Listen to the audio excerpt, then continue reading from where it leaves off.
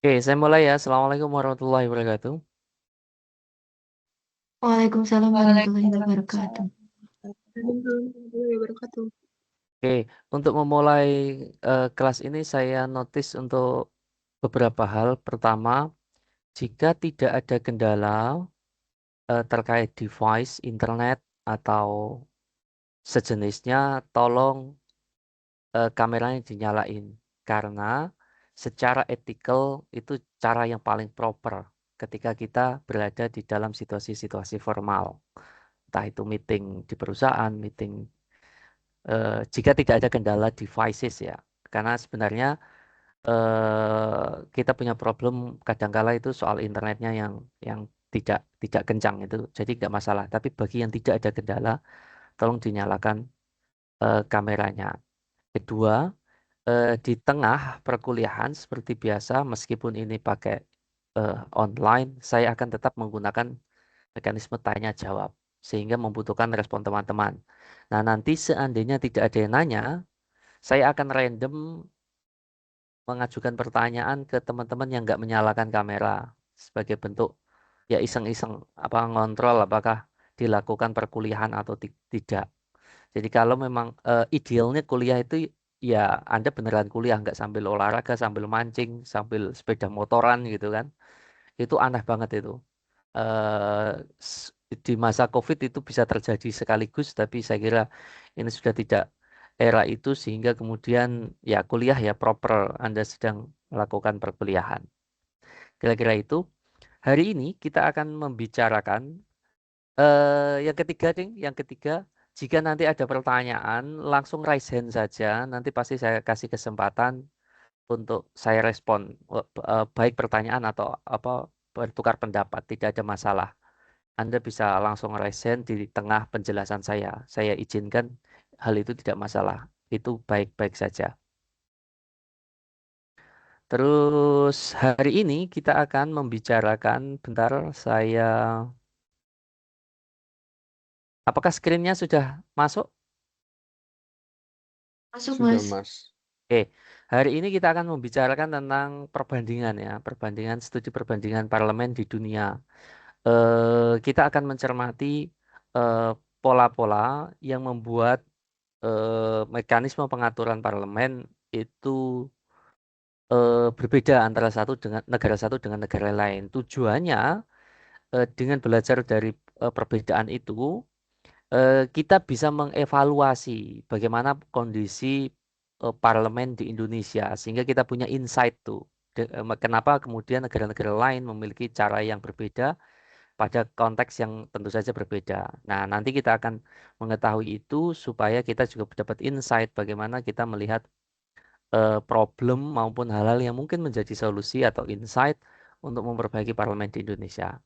Nah, seperti biasanya sebelum kelas teman-teman bisa apa warming up dulu untuk menonton video ini sekitar 5-6 menit. Nanti akan saya notice, akan saya note sebentar tentang isinya. Silakan bisa di scan untuk ditonton sekitar 5-6 menit dulu. Sambil teman-teman yang belum datang silakan gabung ya. Nanti per akhir, tengah-tengah, saya akan nanti di tengah saya akan di akhir saya akan capture ulang bagi yang hadir, yang tadi belum hadir di awal, tidak apa-apa. Enggak.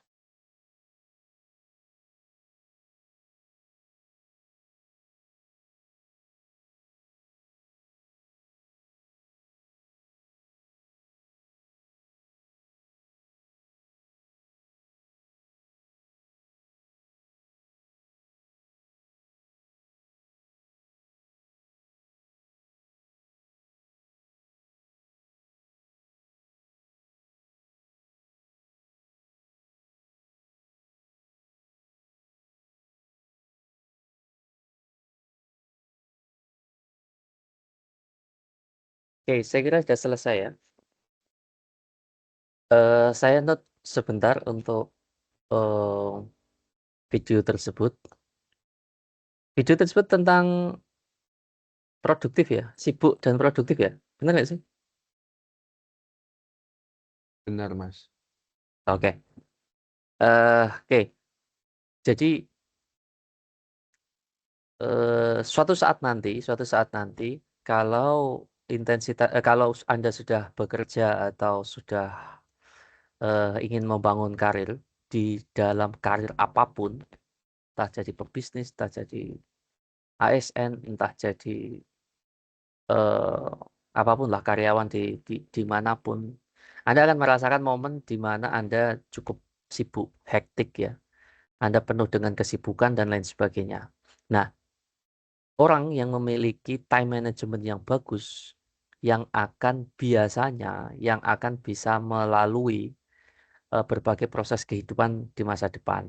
Orang yang time managementnya jelek, biasanya akan berantakan, akan overwhelming, akan stressful, karena tidak terbiasa untuk memanage waktunya supaya dikerjakan dengan baik. Salah satunya ya, misalkan kalau Anda sudah pada titik itu, karena Anda nanti sudah bekerja, akan banyak pekerjaan yang harus Anda lakukan. Nah, time management itu membantu. Nah, hari ini tentu saja sebenarnya Anda bisa sangat memungkinkan untuk sangat sibuk ya dengan time management yang baik. Eh, Semua akan teratasi kesibukan itu. Anda kuliah, mungkin ada sebagian yang kerja, mungkin ada sebagian yang volunteer, magang di sebuah NGO atau di sebuah ini, atau ada yang memulai bisnis. Hari ini mahasiswa sibuk itu sangat banyak, dan hanya mahasiswa yang memiliki time management yang bagus itu yang mampu survive, kira-kira gitu. Nah, tetapi ada satu skill lagi yang patut untuk diperhatikan, yang disebut dengan energy management.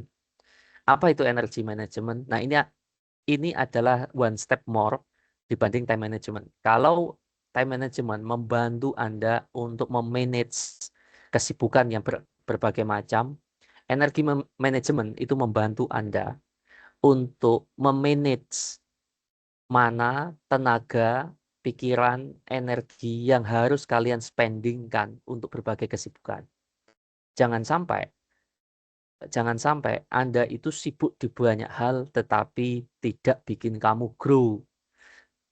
Tidak membuat kamu itu bertumbuh secara signifikan. Maka energi manajemen artinya adalah kemampuan untuk mempush prioritas, mana kegiatan-kegiatan yang lebih prioritas untuk perkembangan diri kita, untuk kemajuan diri kita. Jadi kita itu tidak memilih semua hal kita kerjakan karena itu membantu kita. Nope. Pada titik tertentu, kalau tingkat kesibukan, ya kalau kalian seringnya rebahan sih sebenarnya nggak terlalu problem. Tapi kalau Anda sibuk, maka hati-hati, kesibukan yang terlalu banyak kadangkala itu tidak tepat karena ternyata hanya kesibukan. Hanya sibuk sana sini. Percayalah, banyak nanti di masa depan teman Anda yang hari ini sangat sibuk akan dikalahkan. Kesuksesannya itu nggak akan bisa mengalahkan bagi teman Anda yang fokus ke produktivitas. Mungkin ada di antara kalian yang hari ini nggak terlalu sering nongol di organisasi, nggak terlalu sering nongol lah, intinya nggak terlalu populer. Tapi ternyata dia sangat sangat intens untuk meningkatkan produktivitasnya. Dia memilih hal-hal yang lebih produktif, yaitu belajar, membaca, dan itu proses senyap untuk diri sendiri. Nggak kelihatan, nggak terlihat di mata orang lain, tapi sebenarnya grow-nya sangat signifikan. Apa yang ingin saya katakan dari video ini adalah menjadi produktif itu prioritas yang patut diorientasikan. Jadi bukan memilih menjadi sibuk, tetapi memilih menjadi produktif. Melakukan aktivitas-aktivitas yang produktif. Olahraga membuat produktif badan. Makan sehat membuat produktif badan. Membaca buku membuat produktif kognitif. Dan lain sebagainya. Memilih menjadi produktif itu pilihan. Ingat ya, kata produktif itu lawan katanya adalah konsumtif. Sama persis kayak kenapa ada negara maju sama negara berkembang. Karena negara yang maju itu fokusnya ke produktivitas, bukan bukan ke konsumsi, bukan ke menghabis-habiskan waktu hanya untuk consuming, bukan memproduksi. Kalau memproduksi itu menghasilkan.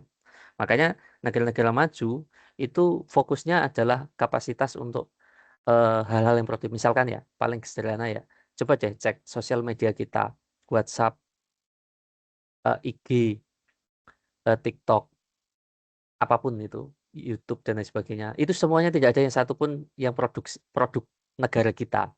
Artinya kita itu benar-benar cuma consuming. Nah, sebaliknya misalkan Cina punya Line, Korea Selatan nggak mau mereka pakai WhatsApp, mereka pakainya KakaoTalk. Karena memang negara ini negara yang dirancang agar negara dan masyarakatnya itu berada pada level yang produktif gitu. Nah, sama kalau kita ambil pada level yang sangat mikro, kita itu penentu aktivitas sehari-hari kita. Ambillah aktivitas-aktivitas yang produktif, bukan sekedar ngalor ngidul, bukan sekedar ikut-ikutan, even itu kuliah. Kuliah itu bisa jadi hanya sekedar kesibukan atau hanya sekedar kesibukan kalau kamu memang sejak awal atensinya ya cuma yang penting absen, yang penting eh, memenuhi bisa masuk ya selesai. Kamu sebenarnya sedang hanya menambah kesibukan saja. Kira-kira begitu. Itu poin perkuliahan. Itu poin dari video itu. Nah, mari kita diskusi tentang materi kuliah kita. Hari ini kita akan membicarakan tentang perbandingan parlemen di dunia. Saya hanya akan membandingkan sebagian kecil saja. Saya pilih cuma 3 negara saja.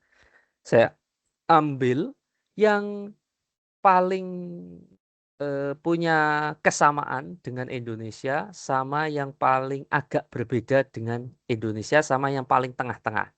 Nah, ketemunya itu ada di 3 negara, yakni Inggris, Jerman, sama Amerika. Nah, mestinya ada lebih banyak negara lagi yang sebenarnya kalau kita bandingkan itu jauh lebih menarik ya. Yang totally different itu juga banyak. Yang benar-benar berbeda misalkan yang kayak Cina yang unicameral tapi negara sebesar itu dan lain sebagainya. Sebenarnya lebih banyak.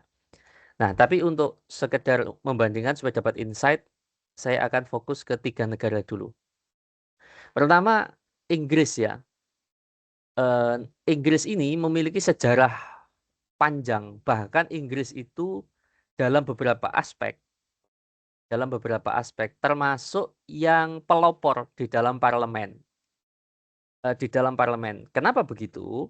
Jadi dalam sejarahnya ya kira-kira, ketika Amerika Serikat mendeklarasikan diri sebagai negara demokrasi, lalu Prancis melakukan revolusi, Inggris itu yang paling ketakutan karena khawatir kerajaannya ditumbangkan. Nah, karena dulu penguasanya itu ya hanya kalangan bangsawan. Nah, maka kemudian ada faksi kecil dari bangsawan rendah, yang namanya itu baron. Kalau kamu ketemu orang Inggris kok namanya baron, itu bangsawan yang paling rendah. Jadi bangsawan yang paling rendah. Nah, akhirnya mereka berkumpul menjadi faksi Whig. Nah, faksi Whig yang ending cerita kira-kira pada perkembangannya dan pergulatannya kemudian posisi mereka kemudian diakui, yang itu kemudian menjadi House of Commons, menjadi DPR-nya Inggris, meskipun ada perwakilan kerajaan yang nanti menjadi House of Lords. Nah, makanya Inggris itu punya sejarah yang cukup bagus perihal parlemen, termasuk dia peletak dasar parlemen. Nah, ini pemilu terakhir Inggris. Kalau kamu mau tahu Inggris itu kayak gimana sistemnya, nah ini sebenarnya multi partai teman-teman. Setidaknya ada 3 partai terbesar, tiga partai terbesar. Mulai tahun ini partai buruh yang menang. Jadi kadang-kadang partai konservatif.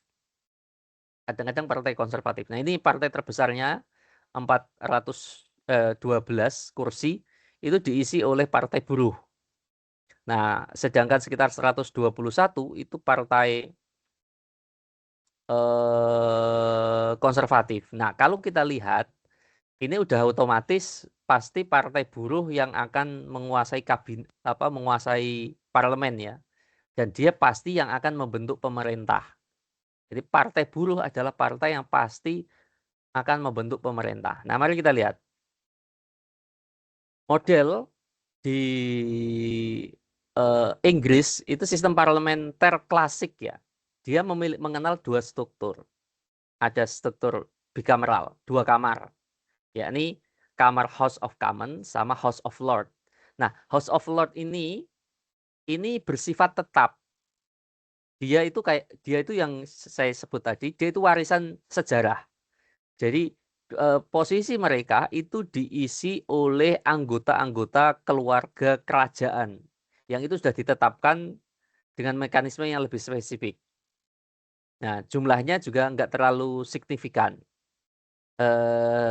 Saya agak lupa, nanti bisa di googling itu jumlahnya ada berapa.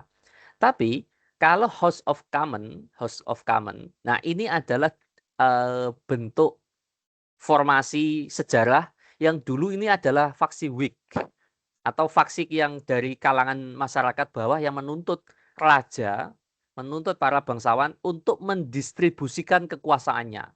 Pasca Perancis melakukan revolusi, dunia makin kemudian kalau kerajaannya nggak mau dipenggal kepalanya kira-kira, maka tuntutan itu kemudian diiyakan. Nah, pelan selama berabad-abad kemudian berubahlah menjadi DPR yang disebut dengan House of Commons. Jadi majelis rendahnya yang menjadi penentu utama. Nah, ini terdiri pada perkembangannya kemudian terdiri dari partai-partai yang dipilih. Nah, ini seperti gambar di bawah ini. House of Commons itu merujuk ke ini, orang yang dipilih melalui proses pemilu. Nah, untuk mengisi House of Commons. Nah, ini House of Commons memiliki kewenangan nanti lebih besar. Nah, kita lihat. Pertama, kekuasaan legislatif itu dominan di House of Commons karena dia dipilih oleh rakyat, dia dipilih oleh pemilu. Terpilihnya 412 orang dari Partai Buruh, 121 dari Partai Konservatif, 71 dari Liberal Demokrat. Terus ada partai-partai kecil yang ini agak kedaerahan ya, termasuk Partai Hijau itu ada. Di Inggris itu ada, tapi kecil sekali. Agak beda nanti dengan Jerman yang angkanya itu lumayan. Ini ada Partai Hijau. Partai Hijau ini partai yang lagi ramai di banyak tempat karena itu mereka menuntut isu-isu iklim yang makin nggak karu-karuan di berbagai negara. Nah, House of Commons ini nanti yang punya tugas legislasi paling dominan. Nah, sebaliknya House of Lords itu hanya kayak ya dia memiliki fungsi untuk memberi insight, meninjau, tapi nggak bisa membatalkan, itu nggak bisa, memveto secara permanen nggak bisa. Jadi House of Lords ini dia tidak dipilih rakyat, dia adalah perwakilan dari keluarga kerajaan di masa lampau yang kemudian sudah ditetapkan melalui konstitusi mereka siapa saja yang harus duduk di sana. Tetapi posisinya tidak terlalu signifikan. Dia mirip-mirip kayak DPD di Indonesia, cuma tidak dipilih gitu. Tapi ditetapkan karena ada beberapa historisitas. Nah, mereka bisa merevisi, melakukan peninjauan terhadap rancangan undang-undang, tapi nggak bisa veto. Nah, karena ini sistemnya adalah parlementer, maka Perdana Menteri yang terpilih itu pasti dipilih oleh partai yang memenangkan parlemen. Nah, kalau kita lihat dalam pemilu 2024, yang menang adalah Partai Buruh. Nah, udah pasti Perdana Menterinya dari Partai Buruh. Nah, jadi dia tidak menganut eh, pemilih rakyat memilih Perdana Menteri, enggak. Tapi Ini karena mereka ini sudah di level yang negara yang punya historisitas bahwa raja itu nggak penting, bukan nggak penting, tapi yang paling penting itu kalau gini, kalau di Indonesia itu kan sering ya kita itu memilih presiden itu kan lihat orangnya, wah orangnya nggak tegas, oh orangnya kelemar-kelemar, oh orangnya apa gitu. Nah di negara-negara maju, orientasi terhadap orang itu tidak lagi signifikan. Yang menjadi krusial adalah kapasitas bagaimana ketika mereka memimpin. Menjadi pemimpin itu yang diuji itu kualitasnya, bukan personal pribadinya. Ya, jadi ini tahap-tahap negara yang agak beda dengan negara kita. Kalau Anda nongkrong di warung-warung kopi, bahkan di forum-forum mahasiswa yang kira-kira bukan mahasiswa FISIP ya. Kalau ngomongin presiden ya personalitinya, nah bukan kualitas kebijakannya. Nah, negara-negara dengan yang masyarakatnya memiliki critical thinking terhadap isu-isu publik, biasanya nggak peduli mereka presidennya harus siapa. Kalau jelek ya diganti, as simple as that gitu. Nah, makanya sistem parlementer itu kalau dianggap presidennya, perdana menterinya itu gagal gitu, misalkan nangani banjir, dianggap gagal, diganti udah. Selama partai mayoritas merasa dia tidak cekatan, dia tidak mampu menjalankan tugasnya, ya diganti. Mekanisme menggantinya adalah mosi tidak percaya. Nah, dalam sejarahnya, mosi tidak percaya itu muncul di Inggris. Pertama kali dalam sejarah ada mosi tidak percaya di dunia, itu berangkat dari Inggris. Yakni ketika faksi Whig, WIG, WHIG, Whig, itu di awal-awal di tahun 1800-an, itu menyatakan kepemimpinan raja itu buruk, terutama di dalam menyediakan bahan-bahan pokok di mana pajaknya terlalu tinggi, tapi malah barang pokok tidak bisa terdistribusi ke masyarakat. Nah, mereka menyatakan ini. Nah, tidak menghasilkan apa-apa saat itu karena belum mekanisme ini. Tapi istilah mosi tidak percaya itu lahir dari sana. Yang kemudian diinstitusionalisasikan di tahun-tahun modern 1900-an, kemudian menjadi bagian dari mekanisme politik atau mekanisme tata negara yang ada di Inggris. Yang kemudian kalau Perdana Menteri dianggap tidak mampu untuk menjalankan tugasnya, ya sudah dibuat oleh mosi tidak percaya dan diganti. Nah, dalam konteks pemilu tahun 2024, mosi tidak percaya itu sangat mudah dilakukan oleh partai buruh kalau mereka mau, kalau mereka tidak puas. Gitu. Nah, masyarakatnya juga biasa saja Perdana Menterinya diganti. Kenapa? Karena orientasinya itu biasanya adalah policy, nggak di kita gitu. Jadi nggak kayak di kita itu. Bahkan Pak Jokowi itu yang sudah turun dari jabatannya itu pembelanya Masya Allah jumlahnya masih sangat banyak sekali. Jadi fokus kepada orangnya itu. Nah kayak itu. Nah hubungan eksekutif dan legislatifnya itu fusion of power. Jadi dia sangat erat karena saling melengkapi. Ada pertanyaan? Oke. Kalau ada pertanyaan bicara aja nggak apa-apa atau raise hand. Halo? Siapa ini? Suaranya dinyalakan? Oke, enggak aja. Kalau ada pertanyaan raise hand aja biar aku tahu dan aku akan kasih kesempatan. Nah, hubungan eksekutif dan legislatifnya sangat erat karena eh, eh, legislatif punya kekuatan sangat dominan di dalam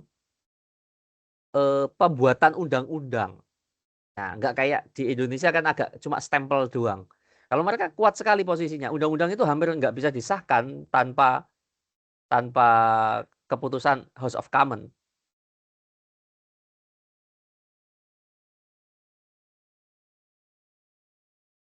Oke.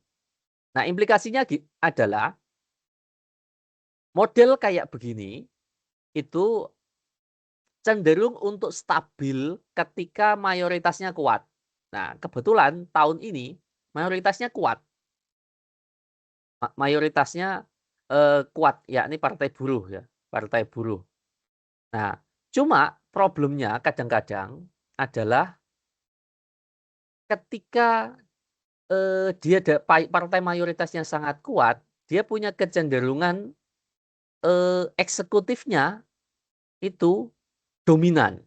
Kenapa? Ya karena eksekutif berasal disokong dari partai mayoritas, sehingga kebijakan-kebijakan besar itu mudah banget diambil dan lolos gitu. Karena di parlemennya sudah ditopang. Misalkan di Inggris itu yang terbaru yang sampai bikin demo besar-besaran itu kebijakan pencabutan subsidi pendidikan. Jadi di Inggris itu subsidi pendidikannya kuliah menjadi lebih mahal karena kampus-kampus itu subsidinya dikurangi. Nah, akhirnya UKT-nya lah anggaplah itu menjadi naik secara nasional. Dan itu lolos-lolos aja. Nggak ada ini karena parlemennya itu sudah relatif kuat. Nah, ini adalah mekanisme yang ada di Inggris. Nah, mari kita lihat model parlemen yang ada di negara yang lain. Nah, ini Jerman. Jerman itu partainya sangat banyak dan saya agak susah menyebut nama partainya karena nama-nama singkatannya itu berasal dari bahasa-bahasa Jerman. Nah, yang paling terkenal, yang paling besar itu CDU, CSU ini leburan satu partai. Terus yang kedua partai AfD, terus SPD, terus partai hijau. Partai hijau itu partai keempat terbesar. Nah, lumayan lah. Kalau kita lihat model-modelnya, ini mirip-mirip dengan Indonesia. 1, 2, 3, 4, 5, 6, 7. Nah, kan kalau Indonesia kan 8 ya. Dan kayaknya perolehan suara di Indonesia juga kayak gini aja ya. Mirip-mirip kayak gini lah. Walaupun Golkar sama PDI hanya terpaut sedikit ya. Kalau ini lumayan nih. Dari 29 langsung turun ke hampir 10% ini. 9,5% jaraknya dari partai terbesar. Nah, tapi partai terbesar ini tetap kalau mau bikin mekanisme dia harus koalisi. Nah, ini partai hijau lumayan gede dibanding dengan di Inggris yang cuma 4 kursi. Nah, ini lumayan nih, ada 13%. Nah, Inggris itu Jerman itu sama dengan Inggris. Dia pakai sistem parlementer yang sifatnya malah menekankan kepada konteks federal. Nah, dia juga menganut 2 kamar. Artinya ada 2 di dalam satu parlemen itu ada 2 kamar, ada DPD sama DPR. Nah, di sana ada Bundestag sama Bundesrat. Nah, Bundesrat itu yang DPD, yang perwakilan negara-negara bagian. Nah, karena dia parlemen, maka dia menganut logika yang sama dengan Inggris.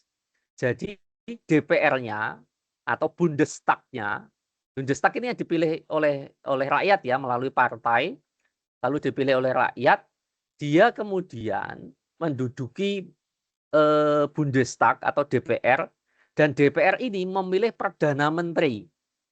Konselir itu Perdana Menteri dalam istilah Jerman. Ini Jerman itu pakai istilah konselir, tapi ini setara dengan Perdana Menteri. Orang yang menjalankan fungsi pemerintahan secara keseluruhan. Nah, Bundestag tadi itu dipilih oleh partai-partai ini, lalu mereka membuat koalisi. Kalau kita lihat pasti bikin koalisi nih. Nah, misalkan saya nggak tahu ya apa dinamika politik hari ini antara apa dan apa yang kemudian membentuk apa yang membentuk pemerintahan. Misalkan ya SPD dan CDU ini koalisi. Koalisi berarti sudah dapat 46 ya. Misalkan 46, kalau dia sudah tidak dia mungkin butuh satu lagi, misalkan dengan partai hijau supaya dapat 50 plus ya. Akhirnya dia membentuk koalisi gitu. Nah, koalisi itu kemudian memilih konselir. konselir. Memilih konselir yang kemudian kalau dia memenuhi koalisi mayoritas, maka dia bisa milih Perdana Menteri. Nah, sebaliknya, Bundesrat itu mewakili pemerintah negara bagian. Nah, berperan penting dalam legislasi federal. Nah, menariknya begini. Apa yang membedakan ini dengan Inggris? Kalau Inggris kan tidak ada perwakilan negara federal, negara bagian. Enggak, sebenarnya dia itu kayak unicameral, bedanya cuma ada perwakilan bangsawan, karena historisitasnya beda. Nah, Jerman punya historisitas tidak semengerikan Perancis, tapi memang menekan kerajaan dalam sejarahnya memang menekan kerajaan sangat sangat sangat kuat sehingga dimensi-dimensi kekerajaannya itu berakhir di awal-awal tahun 1900-an ketika kerajaan Prusia itu dibubarkan. Nah, makanya dia memakai model-model republik kayak Perancis. Nah, berbedanya adalah, dan ini berbeda dengan Indonesia, Bundesrat itu karena dia mewakili negara bagian, dia itu punya peran penting dalam legislasi federal. Jadi kalau ada legislasi yang berkaitan dengan pengaturan negara-negara federal, dia punya kewenangannya sangat kuat. Nah, jadi malah bisa jadi dia lebih kuat daripada Bundestag. Kecuali hanya urusan legislasi federal ya. Legislasi federal. Nah, uniknya Jerman juga dia mengenal yang disebut dengan constitutive vote of no confidence untuk mengganti konselir. Jadi gini, umumnya mosi tidak percaya, parlemen kemudian mencabut mandatnya kepada Perdana Menteri itu pakai mekanisme vote of no confidence. Vote of no confidence adalah mosi tidak percaya. Pernyataan bahwa kami tidak lagi memberi kamu mandat, kamu harus turun. Nah, nanti dinamikanya dipikir lagi. Nah, Jerman itu mosi tidak percayanya agak unik. Dia mengandalkan mekanisme yang disebut constructive vote of no confidence, yakni mosi tidak percaya konstruktif. Nah, apa bedanya? Bedanya begini. Jerman itu kalau bikin mosi tidak percaya, tidak boleh hanya menurunkan atau tidak boleh hanya mencabut mandat saja atau vote of no confidence, tidak boleh begitu. Tapi dia harus sudah punya nama pengganti. Jadi dia mewajibkan kalau kamu mencabut sebuah mandat atau melakukan mosi tidak percaya, harus sepaket dengan penggantinya. Tidak kok di mosi tidak percaya dulu nanti dipikir belakangan. Nggak boleh begitu. Apa dicopot dulu nanti diserahkan ke mekanisme politik. Nggak boleh. Inggris itu pernah. Inggris itu modelnya kayak gitu. Dicabut, terus proses politik. Nah, kalau di Jerman enggak. Dia ketika mencabut harus selesai dulu siapa yang akan menggantikan. Nah, kayak gitu. Jadi konstruktif itu bedanya sudah langsung menyediakan penggantinya. Ketika mencabut itu langsung ada nama baru. Nah, di sistem parlemen mengganti Perdana Menteri biasa ya. Kalau dianggap kebijakan-kebijakan Perdana Menteri atau konselirnya itu sudah dalam tanda petik tidak mampu menyejahterakan, menyusahkan, itu diganti.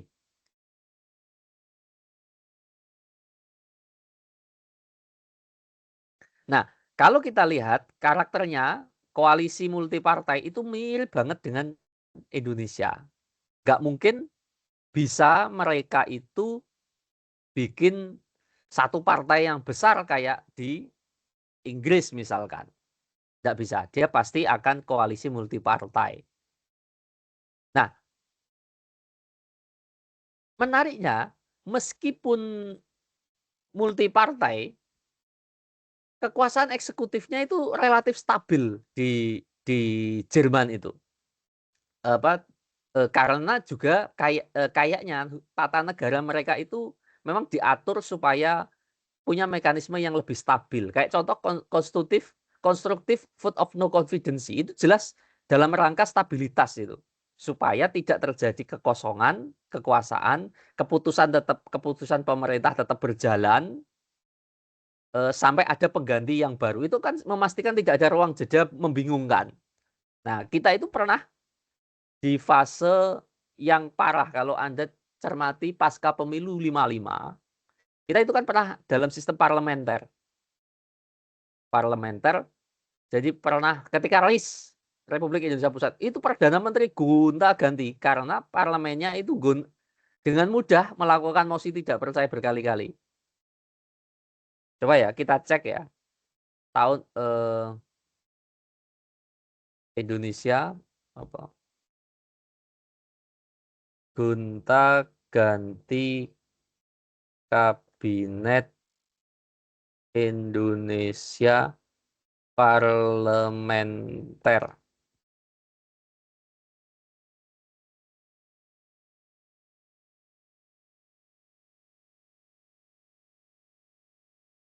Era demokrasi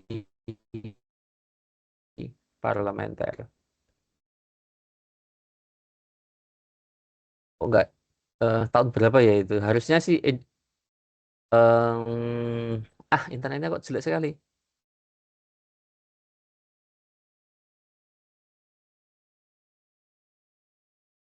Nah ini, era parlementer itu tahun 50 sampai 59. Bayangkan dalam waktu kita itu pernah di fase dalam waktu 9 tahun itu 7 kabinet. Bayangkan 7 kabinet. Ini ada pemerintahannya hanya berjalan beberapa bulan kalau tidak salah ya. Ada yang cuma 8 bulan kalau nggak salah. Nah dulu ini Perdana Menteri Natsir, Sukiman. Jadi kan dulu kita pernah parlementer ya. Presidennya Soekarno, tapi Perdana Menterinya gonta-ganti. Pernah Natsir, Sukiman, Wilopo, Ali Sastroamidjojo, 1-2, Burhanuddin Harahap, Juanda. Ini ada 9 kali. Tapi dihentikan dengan dekret presiden membubarkan sistem parlementer balik ke sistem presidensial di bawah Soekarno. Nah ini, jadi sering melakukan mosi tidak percaya.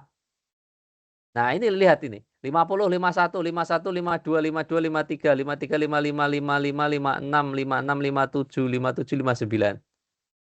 Nah ya ini di antara kayaknya antara inilah yang cuma 8 bulan, 3 orang ini kayaknya yang sekitar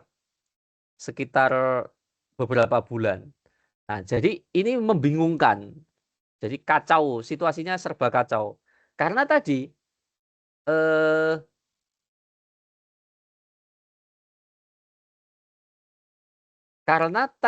si multi partainya itu, jadi misalkan nih, ini sama ini bikin parlemen. Terus baru tengah jalan dia mecah ini. SDP ini mecah, ngeblok ke tempat lain. Kalahlah ini. Tempat lain yang menang. Nah, itu pernah kejadian di Indonesia tahun 50-an. Jadi gonta-ganti kabinet sehingga nggak stabil. Nah, meskipun ini multi partai, tapi kemudian mereka tetap bisa stabil, tetapi dengan harga bahwa pemerintah harus benar-benar berorientasi pada konsensus. Artinya mereka harus benar-benar menjaga stabilitas karena tidak semua partai itu mendukung pemerintah, maka dia harus tidak bisa mengambil kebijakan semena-mena. Saya membayangkan itu kalau di dalam sistem kayak gini, misalkan konselir Jerman bikin MBG, itu kayaknya babak belur itu. Babak belur betul itu. Karena MBG banyak sekali masalah dan sepertinya pemerintah tidak mampu mengatasi dengan normal. Maksudnya selain masalah itu kan kontroversinya yang nggak habis-habis gitu loh. Bukan proses penyelesaian masalah yang menjadi selesai, tapi kontroversinya nggak habis-habis. Ketika lembaganya dibesarkan lagi, tetap ahli gizinya nggak masuk, tetap yang nangani militer dan macam-macam, apalagi di bawah, itu udah pasti bikin pecah itu kalau sistem multi partainya di model-model di Jerman gitu. Nah, gitu.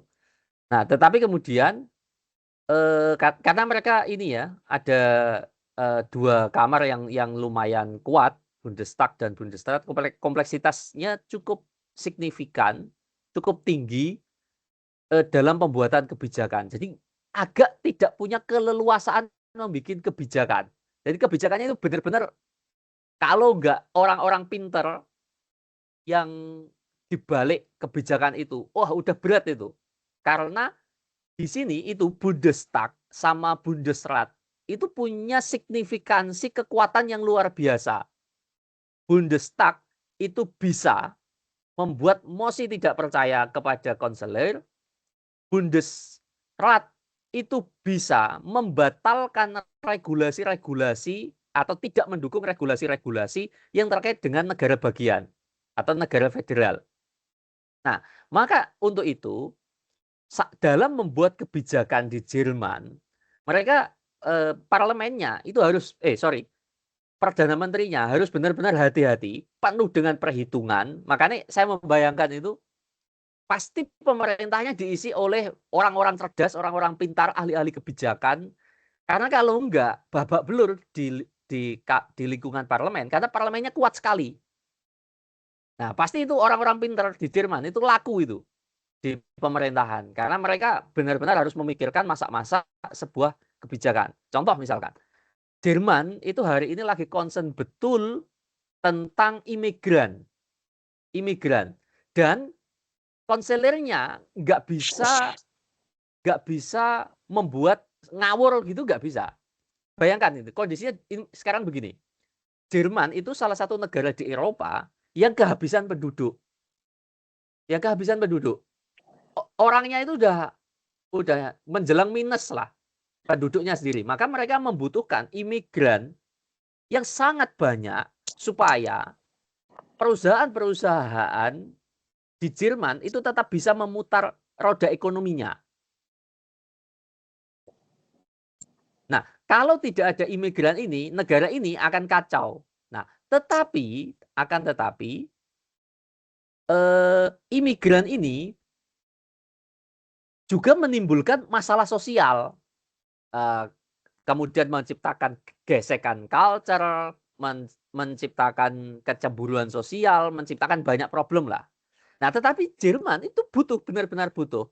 Nah, bayangkan ini menghadapi situasi kayak gini, udah pasti konselornya harus membuat kebijakan yang penuh dengan perhitungan, penuh dengan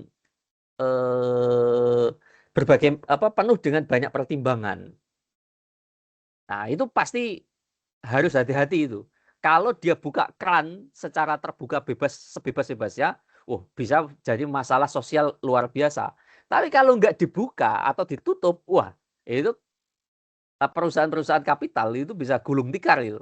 Nah, kira-kira begitu imajinasinya. Nah, jadi karena posisinya parlemen sama Bundestag sama Bundesrat itu cukup signifikan, cukup kuat. Nah, sekarang kita lihat mekanisme yang ada di Amerika.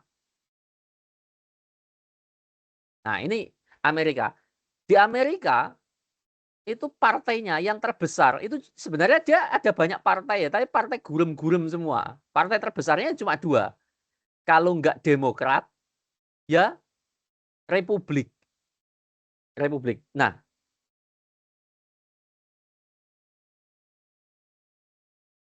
sama teman-teman, semua negara memiliki sistem kepartean kayak gitu, itu karena ada historisitasnya. Jadi Amerika itu sekarang ada Partai Demokrat sama Partai Republik, itu emang diatur kayak gitu. Enggak, itu sejarah. Dulu nggak begitu. dulu ya banyak partai. Dulu banyak partai, terus lama-lama ada 3 partai. Ada 3 partai, sorry, dulu itu ada banyak partai, terbelah menjadi 2 kubu. Terbelah menjadi 2 kubu, terus yakni kubu anti perbudakan, yang menolak perbudakan, sama yang mendukung perbudakan. Amerika ini kan negara yang diisi oleh koloni-koloni, terutama koloni Inggris. Nah, setiap koloni, proses pengkolonisasi itu kan selalu bawa buruh. Nah, buruh dari Afrika, buruh dari macam-macam itu dibawa ke sana. Nah, terus mereka menyatakan keluar atau merdeka melalui revolusi Amerika. Nah, sebagian buruh-buruh itu dulu dibebaskan untuk ikut berjuang. Nah, tetapi sebagian kan banyak yang koloni-koloni Inggris yang sejak awal mereka memberlakukan budak. Makanya kemudian dulu partai-partai itu ada yang pro perbudakan, ada yang menolak perbudakan. Nah, terus mulai mengerucut ke dalam 2 tempat, yakni partai, saya lupa namanya, partai, bentar, nama partainya apa ya, yang termasuk apa, Thomas Jefferson dan lain sebagainya. Ada partai yang pro perbudakan sama ada partai yang anti perbudakan. Nah, yang anti perbudakan itu nama partainya adalah eh, saya agak lupa, Republik Demokrat atau apa gitu. Nah, terus yang pro perbudakan ini karena perjuangan yang partai yang anti perbudakan akhirnya memenangkan, yang pro perbudakan ini lama-lama nggak ada penggemar, mengecil. Terus yang partai anti perbudakan ini lama-lama terpecah menjadi 2, yakni menjadi Partai Demokrat dan Partai Republik. Nah, akhirnya lama-lama 2 partai ini yang paling dominan. 2 partai ini yang mulai dominan. Yang partai-partai lain menjadi partai-partai kecil yang tidak terlalu signifikan. Nah, akhirnya proses pemilu yang paling utama ini terjadi. Nah, ini pemilu yang terakhir kemarin ya, tahun 2024. Ya dimenangkan oleh Trump lagi gitu. Setelah Trump sempat kalah oleh Biden. Jadi Trump pernah menang, terus kalah sama Biden, terus menang lagi sekarang. Nah, kesamaan Amerika dengan Indonesia. Jadi setiap tempat tadi sebenarnya ada kesamaan dengan Indonesia. Kesamaannya Amerika dengan Indonesia, dia pakai presidensial. Nah, terus pakai bicameral. Ini sama dengan tadi, House of Representative itu dipilih oleh kayak Bundestag. Kalau Senat itu perwakilan negara bagian itu kayak Bundesrat, dia bicameral. Bedanya kalau Jerman dia parlementer. Kalau Amerika dia presidensial. Nah, jelas pemisahan kekuasaannya tegas. Jadi ini Senat dan House of Representative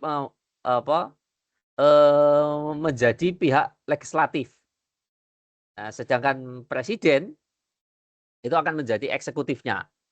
Tetapi dia nggak bisa saling membubarkan. Presiden itu tidak bisa membubarkan Kongres, nggak boleh. Nah, sebaliknya Kongres atau parlemen itu nggak bisa mencopot presiden. Jadi presiden ditetapkan masa waktunya dan nggak bisa diganti dengan mudah. Karena nggak dikenal mekanisme mosi tidak percaya.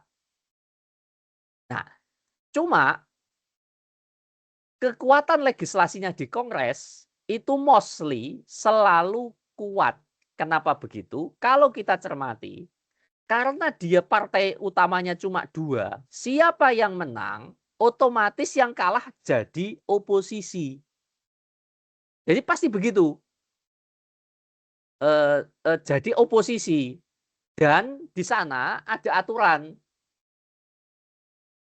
Pemerintah, misalkan Trump, ketika terpilih, dan ketika mau bikin kabinet, dia nggak boleh, ada larangan, anggota Kongres itu tidak boleh ditunjuk jadi menteri. Nggak boleh. Jadi ketika dia sudah dipilih oleh rakyat, ya, oleh rakyat sebagai legislatif, maka haram hukumnya dia dipindah jadi eksekutif. Nah, ini agak ketegasan ini sama sekali tidak dimiliki di Indonesia. Habis jadi dipilih oleh oleh masyarakat sebagai anggota legislatif, pas pemilu eksekutif dia nyalon lagi entah sebagai bupati, sebagai gubernur, sebagai bahkan dia bisa dipilih oleh menteri, jadi menteri. Nah, kalau di Amerika nggak boleh. Ketika kamu sudah dikasih mandat rakyat dalam pemilu atau coblosan, maka kamu harus menjalankan fungsi sebagai legislator. Karena kamu sudah mengantongi mandat rakyat. Nah, ini kan beda banget dengan Indonesia. Misalkan, wakil gubernur Jawa Tengah kalian, Gus Yahya, siapa? Siapa? Ya Allah. Gus Taj Yassin, Pak. Ya, Gus Taj Yassin. Kan Gus Taj Yassin itu terpilih sebagai anggota DPD Jawa Tengah. Jawa Tengah. Lalu ketika pemilu gubernur eksekutif, dia nyalon lagi. Nyalon sebagai wakil gubernur. Nah, Gus Taj Yassin ini bukan dia doang yang kayak gini. Banyak banget. Ada yang nyalon bupati, ada yang nyalon apa. Atau bahkan ketika sudah jadi DPR, dia diangkat jadi menteri. Kayak Bahlil, Zulhas, itu kan Erlangga Hartarto, itu kan dipilih sebagai legislator semua dulunya. Dia terpilih sebagai anggota DPR. Pas pembentukan kabinet diganti, dia masuk ke parlemen, terus nanti posisi di parlemennya turun ke nomor 2 dari partai itu. Kandidat nomor 2 di partai itu. Nah, kalau di Indonesia modelnya kayak gitu. Nah, ini yang membedakan dengan Amerika. Di Amerika, restate secara jelas anggota Kongres dilarang diangkat sebagai menteri gitu. Jadi menterinya itu ya diisi profesional, pengusaha atau anggota partai yang tidak terpilih. Nah, itu bisa. Anggota partai yang tidak terpilih itu bisa. Tapi kalau anggota Kongres yang terpilih nggak boleh diangkat. Karena dia itu dapat mandat, kamu tugasnya ngontrol pemerintah nanti. Nah, kita itu agak sedikit punya kekacauan dalam hal ini. Karena para peletak tata negara kita membolehkan hal-hal semacam itu. Nah, Kongres itu memiliki ini. Plus senatornya itu masa jabatannya unik, 6 tahun.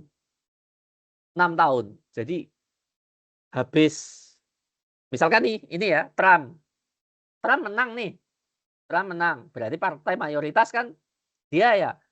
Nanti di tengah-tengah masa kepemimpinannya, itu nanti bisa berbalik arah parlemennya.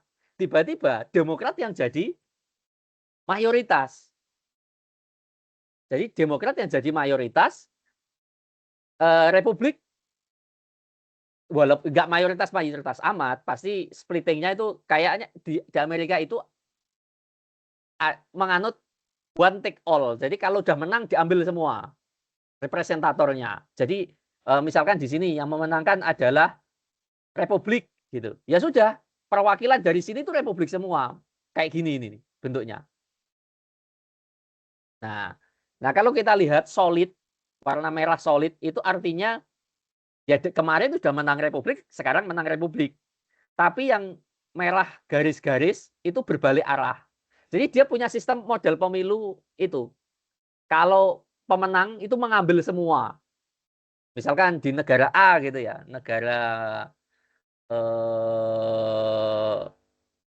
di negara bagian atas ini ya misalkan. Nah, dimenangkan oleh Republik. Maka seluruh anggota parlemen dari negara ini itu Republik. Dia menganut hukum itu satu mengambil semuanya gitu.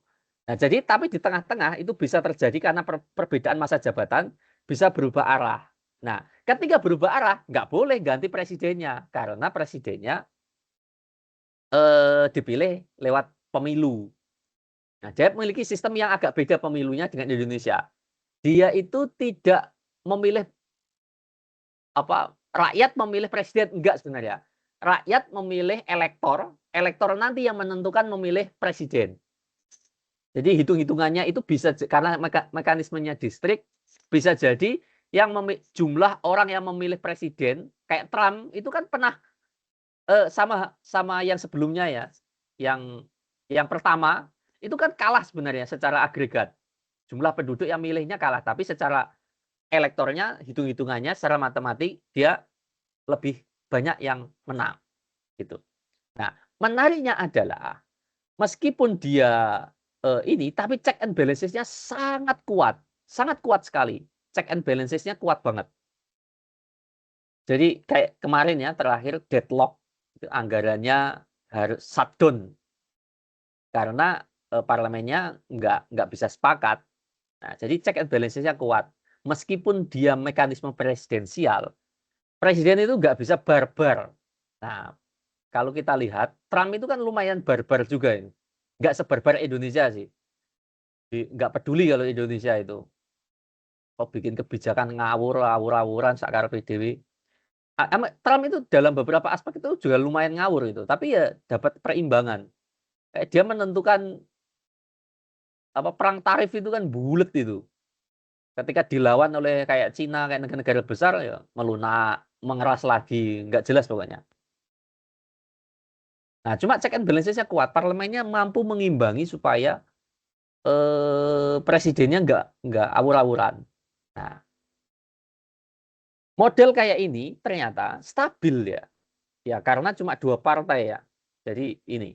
Cuma kalau mengalami kebuntuan, walah susahnya minta ampun. Atau ya disebut dengan gridlock, kebuntuan kebijakan. Kalau benar-benar kalau kongresnya tidak setuju, wah itu deadlock itu. Sudah benar-benar nggak bisa dilaksanakan. Nah, itu sempat dan beberapa kali di Amerika kayak gitu. Tapi ya proses negosiasinya lumayan lama sampai kemudian deadlock itu baru bisa keluar. Nah, kalau kita cermati,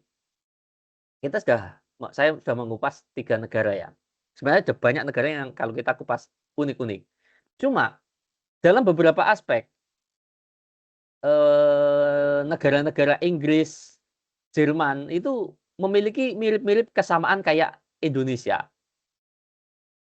Inggris itu memiliki kesamaan dia multipartai. Meskipun perbedaan signifikannya adalah ini parlemen. Jerman juga memiliki kesamaan multipartai, tapi parlemen. Nah, Amerika memiliki kesamaan di presidensialnya. Di sistem kepartaiannya dia tidak sama dengan Indonesia. Karena Indonesia itu multipartai, sedangkan Amerika enggak. Ada 2 partai dominan. Nah, sekarang mari kita mengintip pertanyaan ini. Saya minta tolong ada yang berargumentasi paling enggak 2 atau 3 orang tentang pertanyaan ini.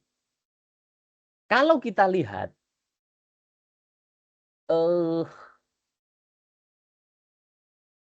sistem presidensial Indonesia dan Amerika itu sama-sama presidensial. Presidensial itu artinya jabatan presiden itu ditetapkan, nggak bisa digonta-ganti, diotak-atik. Kayak di parlementer di tengah jalan karena nggak disetujui diganti, nggak bisa. Dalam konteks presidensial, presiden ditetapkan masa jabatannya 5 tahun. Sama-sama sih Amerika Indonesia 5 tahun. Terus nggak bisa dijatuhkan dengan mudah oleh parlemen. Tapi kenapa kualitas check and balances di Indonesia itu kok beda dengan di Amerika? Padahal sama-sama presidensialnya. Indonesia itu lemah banget kalau kita cermati. SBY 2 periode. Itu lumayan tuh, agak ada oposisinya, yakni PDIP. Karena PDIP declare itu jelas itu. Karena dulu Megawati sama SBY itu kan seteru politik yang sangat abadi itu. Ada PDIP, itu pun kecil kan, jumlahnya cuma 20-an %. Sisanya semua partai pemerintah. Koalisi gemuk juga SBY. Era Jokowi, itu lebih parah lagi itu. Itu hampir nggak ada oposisi. Meskipun ada partai yang dalam tanda petik nggak di pemerintahan kayak Demokrat sama PKS itu nggak di pemerintahan. Sisanya partai koalisi dengan pemerintah. Zaman Jokowi. Era Prabowo lebih parah lagi. PDI enggak declare sebagai oposisi, dia satu-satunya partai yang enggak di pemerintahan. PKS di pemerintahan, PKB yang kemarin lawan dalam pemilu, Nasdem di pemerintahan semua. Artinya Indonesia itu kayaknya nggak ada oposisi yang kuat. Kalau nggak ada oposisi yang kuat, check balances itu jadi nggak jelas. Lihat aja DPR hari ini, apapun yang dikeluarkan pemerintah, dia hanya amin, amin, amin gitu. Jadi kayak jamaah, pemerintah lagi doa, jamaahnya mengamini. Hanya tukang dukung gitu loh. Loh dia itu padahal yang punya check and balances loh. Ini kayak sekarang itu oposisinya pengimbang kekuatan eksekutif itu kayak rakyatnya itu loh. Kan menyebalkan itu. Nah, kira-kira menurut kalian kenapa kok begitu? Ada yang bisa menjelaskan nggak? Coba otak-atik seluruh critical thinking Anda. Kira-kira jawaban dari pertanyaan ini itu apa? Mengapa Indonesia Amerika itu pakai sistem yang sama, tapi sama-sama presidensial, tapi kok kualitas check and balances-nya beda? Ada yang bisa menjelaskan nggak? Mencoba, jangan. Nah, oke, pertama Ahmad Ibnu, nanti dulu, terus yang lain dulu. Maksudnya tambah lagi, siapa lagi?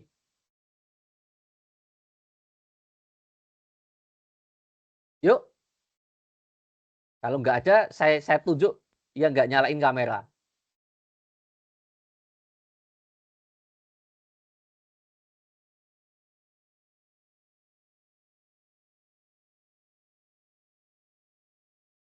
Loh, kok nyalain kamera semua sekarang? Asyam. Ayo. Oke, silakan. Oh, Ibnu dulu. Yang lain tolong dijawab. Argumen apapun Anda boleh. Silakan. Panggilannya siapa? Ibnu. Surur, Mas. Oh, Surur. Oke. Saya izin menjawab ya, Mas. Kalau berdasarkan pengamatan saya sendiri, kenapa di Indonesia itu check and balance-nya tidak terlalu kuat meskipun sistemnya bisa dibilang hampir sama di Amerika itu ada beberapa alasan, Mas. Yang pertama itu terkait dengan pemakzulan.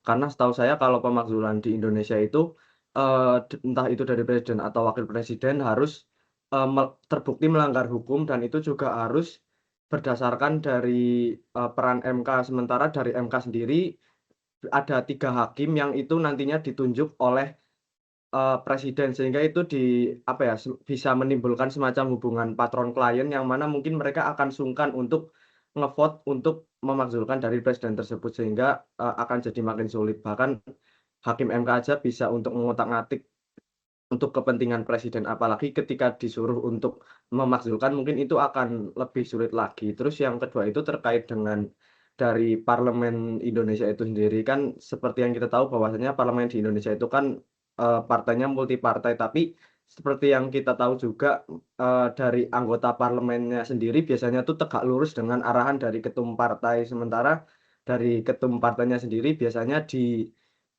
semacam ditarik oleh pemerintah untuk ikut di pemerintahannya. Contohnya seperti Zulhas, Bahlil, dan lain sebagainya. Dan pasti anggota parlemen yang berasal dari partai itu akan tegak lurus sama perintah dari atasan mereka, dari ketua partai mereka. Terus yang ketiga itu yang mungkin yang menurut saya bisa jadi salah satu faktor kenapa check and balances di Indonesia itu rendah, keterbatasan kekuatan DPD, Mas. Karena kalau di Indonesia sendiri kan DPD wewenangnya sangat terbatas dalam legislasi, kayak cuman bisa mengurusi bagian yang berkaitan dengan otonomi daerah, itu pun juga masih bisa dihalang-halangi oleh DPR. Sementara kalau di Amerika Serikat sendiri itu kan Senat yang mungkin bisa kita ibaratkan sebagai DPD-nya Amerika itu kan punya kekuatan yang setara lah dengan DPR-nya atau dengan House of Representative-nya, sehingga seharusnya ketika DPD ini punya kekuatan lebih dan di Indonesia sendiri DPD seharusnya punya potensi untuk apa ya Mas, semacam tidak terakuisisi oleh pemerintah karena dia tidak harus berasal dari partai, maka seharusnya DPD ini bisa jadi salah satu instrumen check and balances. Sementara di Indonesia sendiri DPD justru perannya sangat terbatas dan juga masih bisa dihalang-halangi oleh DPR. Mungkin itu aja kalau dari saya, Mas. Oke, good. Yang lain? Enggak ada, tak tunjuk random ini. Ayo volunteer lah. Udah semester berapa ini? Semester 3 kok. Ayo tabrak zona nyamannya. Ngomong ngawur nggak apa-apa. Yang penting ngomong aja. Ayo teman-teman. Asem dinyalain semua kameranya. Ini ada satu. Oh, enggak. Dinyalain lagi ini. Aduh. Dah. Nomor 3 paling bawah namanya. Zahrotus Firdausyah. Menurutmu kenapa? Mana Zahrotus? Kalau menurut saya sendiri, Mas, kenapa check and balances dari parlemen di Indonesia dan di Amerika berbeda itu karena dari historisnya yang berbeda, Mas. Karena kalau di Amerika itu kan setahu saya dari awal memang sudah dibentuk sistem presidensial untuk memisahkan kekuasaan di pemerintahan Amerika itu sendiri dengan secara jelas. Kemudian kalau di Indonesia sendiri itu kan sistem presidensial ini kan setahu saya itu kan hasil dari rombakan-rombakan dari sistem yang ada sebelumnya gitu, Mas. Oke, Cukup, Mas. satu lagi. Oke, good, keren. Nyatanya keren gitu kok penjelasannya. Kenapa nggak pada mau volunteer sih? Takut salah, takut saya gigit apa? Ayo. Nomor 12 dari atas. 1, 2, 3, 4, 5, 6, 7, 8, 9, 10, 11, 12. Aura Novitri. Mana Aura Novitri? Halo, Aura Novitri.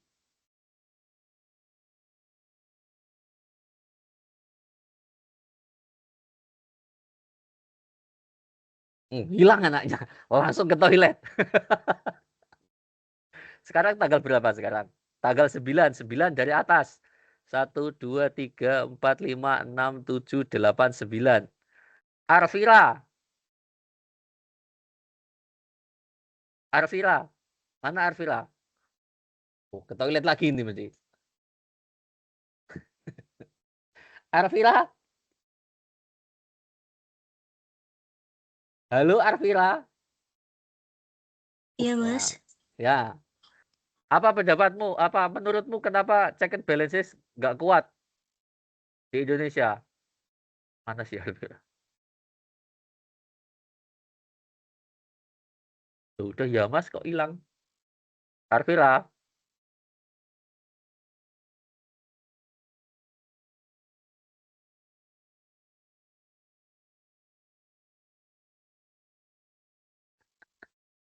Nomor 9 dari bawah. 1, 2, 3, 4, 5, 6, 7, 8, 9. Rizky Arinanda.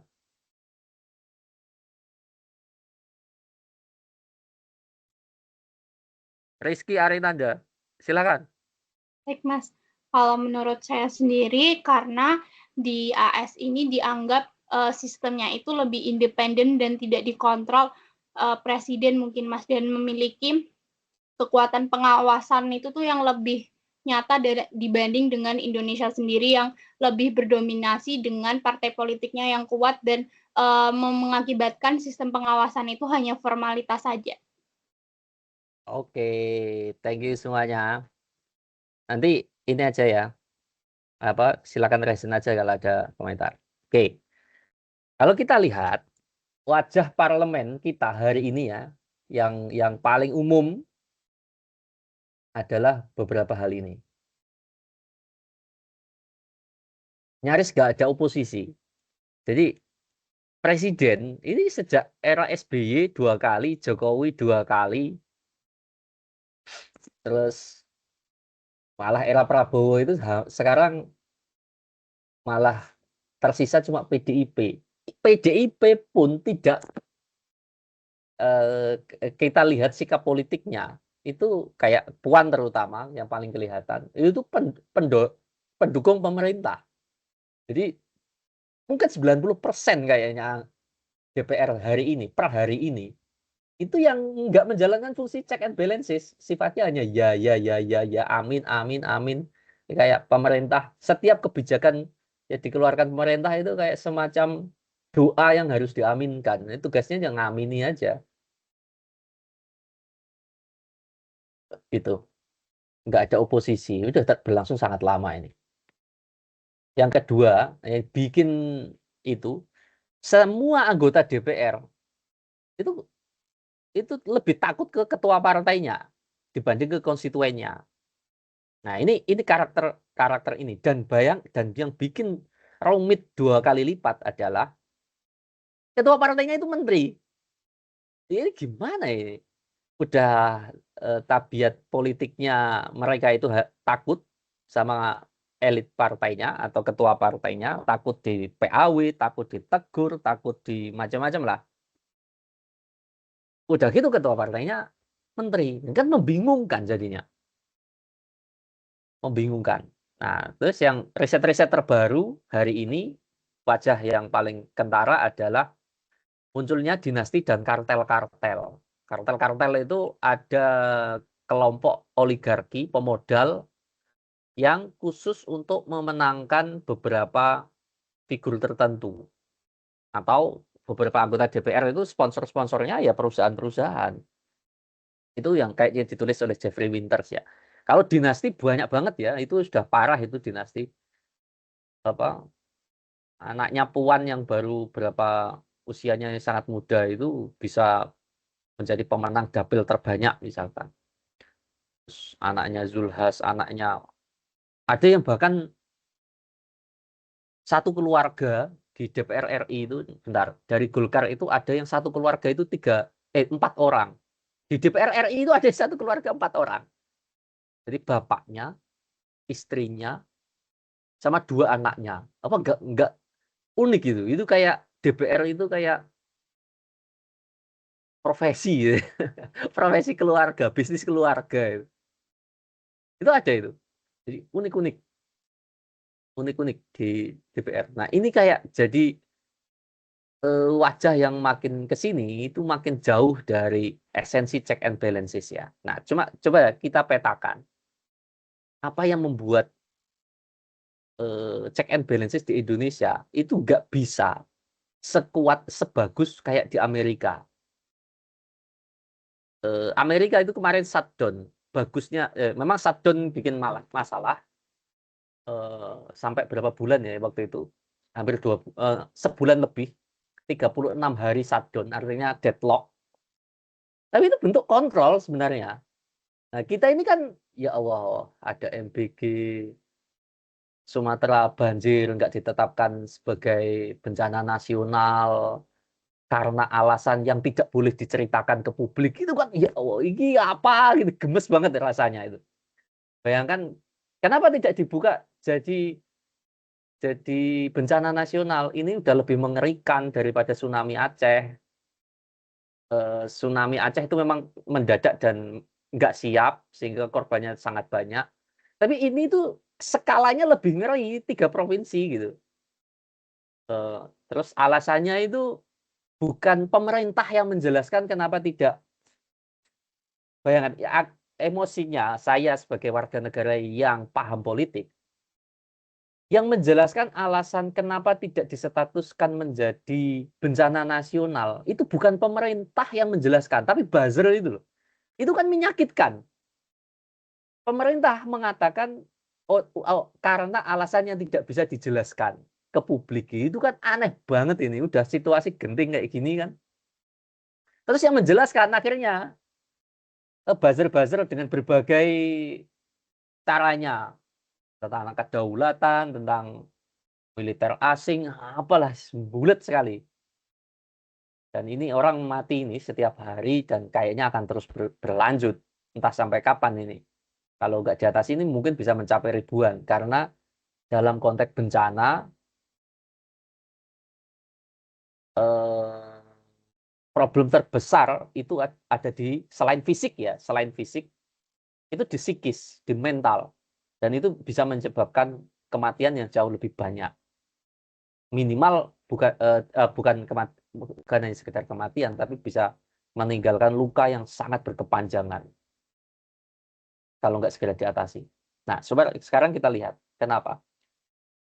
Kenapa Amerika jauh punya sistem yang lebih stabil, check and balance-nya lebih kuat? Ada banyak faktor tentu saja. Pertama, sistem partainya beda. Kita itu multi partai, sedangkan Amerika itu 2 partai. 2 partai itu, siapa yang menang, udah pasti kutub sebelahnya akan jadi oposisi. Atau dia akan menjadi pengontrol dari pemerintah. Pengontrol dari pemerintah. Karena posisinya sangat clear. Sangat clear. Dan ini tidak mungkin terjadi di Indonesia yang multi partai. Nah, tapi Indonesia mestinya masih mirip-mirip kayak Inggris, masih mirip-mirip kayak Jerman. Tapi nyatanya juga nggak terlalu, check and balances-nya nggak terlalu kuat-kuat amat. Gitu.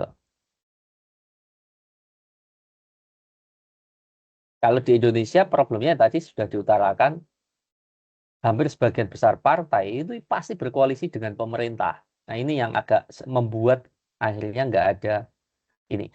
Saya pernah nemu ada dosen UGM, dosen saya dulu, bikin statement di televisi, ya dalam sistem presidensial memang nggak mengenal istilah oposisi. Nah cuma saya tidak setuju. Memang benar, sistem oposisi itu ya di parlementer. Tapi ada tapinya. Secara substantif pernyataan ini sebenarnya salah. Kenapa? Oposisi dimaknai bukan sebagai proses institusionalisasi, enggak, dimaknai sebagai proses esensi. Kalau baca betulan apa yang ditulis Montesquieu sama John Locke misalkan, esensinya itu ya kontrol. Bahkan misalkan kamu baca teks aslinya, The Spirit of the Law, punyanya Montesquieu, kata trias politika, pemilahan menjadi 3 lokus, yakni eksekutif, legislatif, yudikatif, itu diksinya itu power must check power. Jadi kekuasaan harus dicek oleh kekuasaan. Artinya, secara esensial, oposisi itu harus ada dalam proses check and balances. Secara esensial ya. Bukan sekadar, kan nggak ada partai oposisi dikenal dalam konstitusi kita. Iya. Tapi masa kita merancang sebuah tata negara di mana tidak ada pengontrol, itu kan bikin tata negara blunder. Kenapa kita nggak masuk otoritarian aja sekalian, nggak usah deklarasi secara demokrasi. Pengen rasanya saya debat dengan dosen saya dengan logika kayak gitu. Itu dulu pernah di televisi waktu bela Jokowi kayaknya. Jadi oposisi itu penting, posisi oposisi itu penting, bukan karena tata negara kita tidak mengenal, ya nggak ada ketentuan partai oposisi, harus partai oposisi. Kalau di Inggris ada deklarasi siapa yang oposisi harus dideklar, ada. Ya cuma di negara kita nggak ada ketentuan kayak gitu. Di Amerika juga nggak ada ketentuan kayak gitu. Di Amerika itu nggak ada, partai oposisi nggak ada. Tapi secara esensial, kalau di Amerika yang menang, itu pasti yang kalah akan menjadi oposan. Nah, kira-kira gitu. Yang kedua, sistem kamarnya beda. Nah, sebenarnya kita dengan Amerika sama-sama bicameral. Cuma bicameral yang kita, itu bicameral mati setengah, mati 1. Alias DPD itu sejak awal nggak ada fungsinya. DPD itu kan perwakilan daerah seharusnya. Dia berkaitan dengan regulasi-regulasi daerah. Nah, regulasi-regulasi daerah itu sifatnya sangat sedikit sekali. Sehingga selama proses negosiasi undang-undang, DPD ditinggal. Undang-undang Cipta Kerja, undang-undang Minerba, undang-undang macam-macam itu, semuanya nggak ngelibatin DPD nggak apa-apa. Sah secara konstitusi. Lancar-lancar aja negosiasi tanpa DPD. Nah, beda dengan Amerika. Amerika itu tidak bisa. Mereka harus melihat 2 kamar sekaligus. Gitu. Jadi kalau di Indonesia itu pupuk bawang. Tadi sudah dijelaskan oleh Surur ya. Ini problem sekali ini. DPD kita itu tidak disematkan kewenangan sama sekali. Kewenangannya hanya menampung aspirasi plus memberi masukan. Bayangkan, nggak ikut bahas coba. Menampung aspirasi dan menyampaikan masukan. Itu dibayar, dipilih oleh rakyat, pemborosan banget itu. Kita seharusnya kayaknya unicameral saja. Nggak ada masalah. Menurut saya ya hari ini, Indonesia itu bukan bicameral sih. Sebenarnya unicameral. Ada yang bilangnya kuasi bicameral, ada yang bilangnya bicameral, semi bicameral, yang bilang gitu. Tapi kalau kita lihat esensinya sebenarnya unicameral. Unicameral itu punya kecenderungan di negara-negara kesatuan memang unicameral. Indonesia pun tidak negara federal kan. Biasa pakai unicameral udahlah selesai sebenarnya. Daripada bicameral itu nggak ada fungsinya gitu, kira-kira begitulah. Nah, ini tadi sudah saya sempat jelaskan, cara bentuk kabinetnya itu beda. Di Amerika, presiden nggak boleh milih anggota Kongres sebagai menteri. Katanya anggota Kongres itu mandatnya legislator. Udah dipilih secara rakyat, mandatnya ini nggak boleh tiba-tiba dijadikan menteri. Nah, di kita lebih blunder lagi. Anggota parlemennya jadi boleh nyalon lagi sebagai eksekutif. Bayangkan, kita itu punya sistem yang agak blunder seblunder-blundernya. Contoh ya, anggota partai mau dilantik nih, ada pemilu eksekutif, dia bisa nyalon dulu tuh di pemilu eksekutif. Kalau menang, dia jadi bupati, jadi gubernur. Kalau kalah, dia balik lagi. Jadi, aduh, ini kacau ini. Mandat. Jadi kayak suara rakyat itu kayak benar-benar dibuat mainan itu loh. Kamu udah dipilih, dikasih mandat. Tapi aku punya keinginan, kamu itu lahir dari sekian juta, sekian ratus ribu orang yang nyoblos memilih kamu. Tiba-tiba karena kamu ingin pindah eksekutif, semudah itu pindahnya. Lebih parah lagi, ketum-ketum partai itu menjadi ini. Feeling saya, ini kalau nggak diberesi, kita akan punya sistem model parlemen yang hanya stempel kayak gini selamanya. Karena itu tadi, terlalu parah ketua partai yang jadi parlemen itu gimana? Yang ketua partai yang jadi menteri itu gimana parlemennya bisa berjalan? Nah, ini yang terakhir yang paling dominan sebenarnya ini budaya politik kita sih. Yang paling menentukan secara signifikan itu ya kita semua, karena budaya politik kita itu sangat patronage banget, bagi-bagi kue, bukan politik berbasis isu. Jika tata negara kita itu dinegosiasi bukan karena kita akan mengelola negara dengan cara yang efisien, efektif, dengan pertimbangan-pertimbangan logis. Enggak. Tapi kayak benar-benar berbagi kue, bahkan kita itu bikin kabinet, terutama yang Prabowo ini ya, bikin kabinet, itu sengaja digemukkan, bukan dalam rangka kebutuhan menjawab tantangan zaman, enggak. Tantangan zaman gimana? Kita itu sekarang semua negara sedang mengalami kebutuhan krisis keuangan sehingga harus efisiensi. Malah digemukkan ya karena tadi kebutuhan bagi-bagi kue. Nah, budaya politik semacam ini sangat bertentangan dengan model-model institusionalisme. Institusionalisme itu yang menginstitusikan proses-proses politik menjadi proses-proses yang logis, rasional. Orang membicarakan isu publik ya karena itu isu yang patut dibicarakan. Ketika mengkritik pemerintah bukan dituduh menjadi anti negara, tidak nasionalis, anti asing, enggak begitu. Tapi adalah bagian dari ya mengisi ceruk diskusi publik agar keputusan-keputusan pemerintah menjadi keputusan-keputusan yang berkualitas. Nah, ini yang paling signifikan, PR yang paling susah untuk diperbaiki. Sistem partai ini bisa diperbaiki, bisa dikasih aja DPD hak atau sekalian langsung unikameral, beres. Bentuk kabinet, bikin aja aturan anggota ketua partai tidak boleh jadi menteri, atau bikin aturan kayak di Amerika. Ini 3 ini bisa, ya 2 inilah terutama cara bikin kabinet sama kamar yang beda, ini masih bisa diperbaiki ini. Tapi yang paling susah diperbaiki itu ya ini, budaya politik utama ini.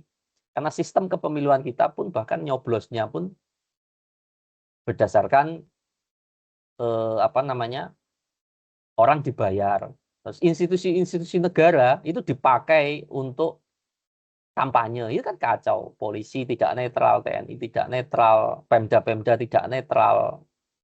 Ya rumit semua jadinya. Ini yang membentuk culture politik kita yang ini. Makanya menjadi penting anak-anak muda jumlahnya harus semakin diperbanyak, diperbesar, menjadi anak-anak yang melek politik dan punya kesadaran politik yang bagus, supaya kualitas budaya politik kita perlahan namun pasti bisa jauh lebih baik di masa depan. Kira-kira itu sebagai terakhir, saya harap betul ada yang nanya, minimal 1, lebih dari 1 lebih baik. Silakan. Ayo Cah, masa nggak ada kegelisahan sama sekali kuliah, cuma rutinitas yang harus dilalui di pagi hari doang. Nggak ada keresahan ingin tahu apa gitu. Ayo, nggak usah lama-lama, mau segera selesai apa enggak?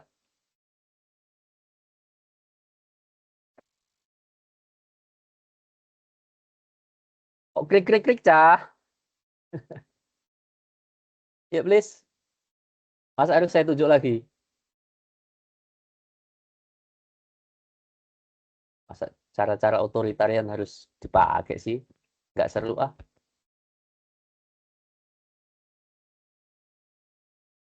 Yuk.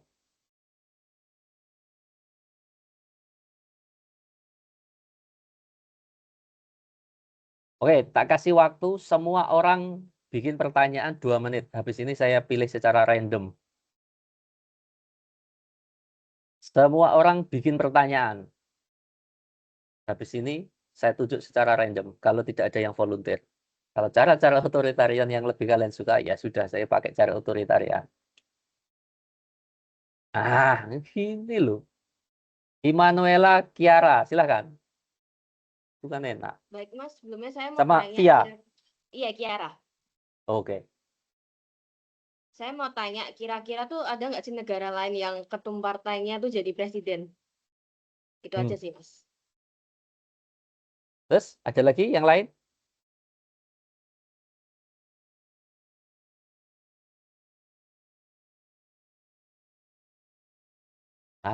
Nah, ini loh, Faya sama Siva. Silakan. Siapa dulu ya, Mas? Faya dulu boleh. Mas, saya mau nanya, kan ini di Indonesia ini kan udah kacau banget ya, Mas. Sebagai warga negara kita tuh harus ngapain sih, Mas, biar kayak kontribusinya ada dan kayak nyata gitu loh, bentuknya, pengaruhnya ke pemerintah juga gitu. Sebenarnya saya juga udah capek, Mas, kayak ngelihat berita-berita yang ngawur di Twitter gitu, Mas.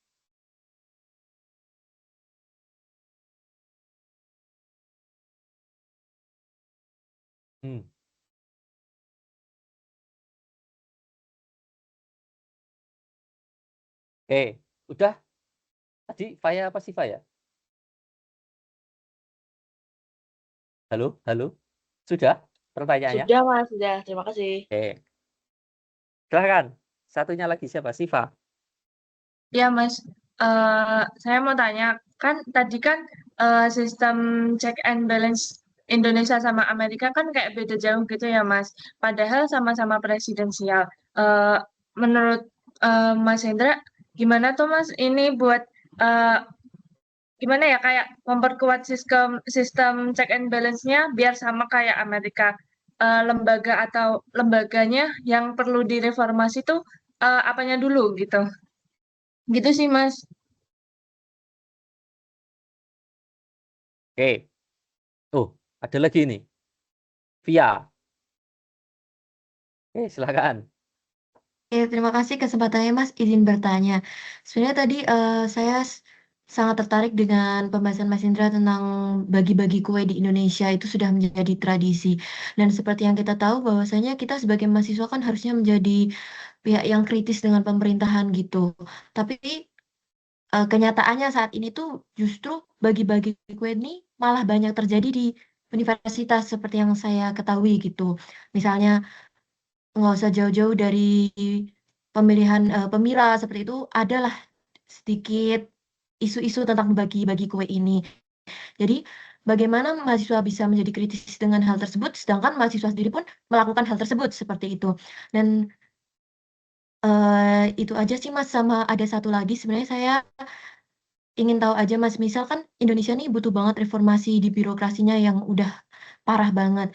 Tapi gimana cara Indonesia ini melakukan reformasi tapi nggak kaget gitu loh Mas, kayak pasti kan yang dirombak kan secara besar-besaran karena emang udah istilahnya udah rusak semua dalam tanda kutip ya, tapi ketika nanti kita berubah itu takutnya malah entah masyarakatnya atau yang udah di pemerintahan tuh kaget dengan sistem yang baru seperti itu Mas, culture shock gitu. Terima kasih.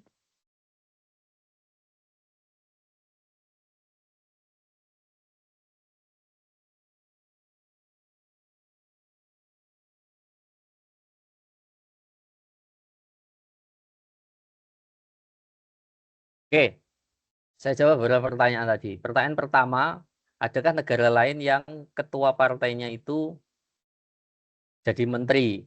Saya sendiri nggak tahu, ini barusan saya cari di ChatGPT. Jawabannya saya nggak tahu, maksudnya saya nggak punya informasi ini. Setahu saya, yang paling sering terjadi itu adalah ketua partai jadi perdana menteri. Itu hampir di seluruh negara-negara parlemen, ketua partai itu biasanya yang jadi perdana menteri. Ada sih case-case ketua partai tidak jadi perdana menteri, kayak Jerman yang sekarang itu, si cewek itu tidak ketua partainya. Tapi mostly hampir sebagian besar. Kanada, Inggris, Trudeau itu ketua partai. Kanada itu ketua partai. Rata-rata ketua partai. Jepang hari ini nggak ketua partai. Biasanya begitu.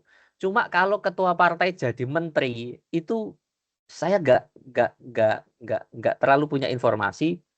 Bahkan ChatGPT aja nggak tahu ya. Dia nggak tahu, nggak punya data, atau dia pakai pattern yang umum. Dia hanya jelasin kalau biasanya partai pemenang, dia ketua partainya jadi perdana menteri, bukan menteri.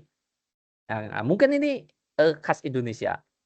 Terus pertanyaan kedua, bagaimana caranya?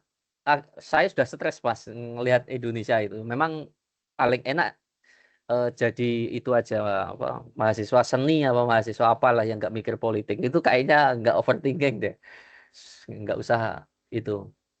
Kataku nggak, saya juga nggak tahu jawabannya apa, tapi paling gampang kalau kita pakai logika teori-teori besar yang ada. Kata kuncinya cuma satu. Ya kita kalau mau kita kayak negara-negara maju itu ya cuma satu. Kita jadi aktif citizen. Jadi warga negara yang aktif. Nah, cuma aktif citizen itu bukan kok itu ya, apa ya? Bukan kok cerewet di medsos enggak, tapi lebih ke aktif citizen itu bahasa ininya berani menuntut ke publik.